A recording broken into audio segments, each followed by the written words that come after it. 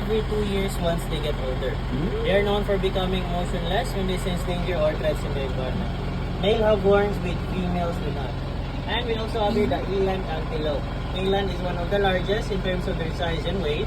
Their size can be reached up to 5 feet and can weigh about 400 to 1,000 kilograms. Both male and female have horns. The horns can go up to 1 meter or 3 feet. So again, it is called the greater kudu and the eland antelope.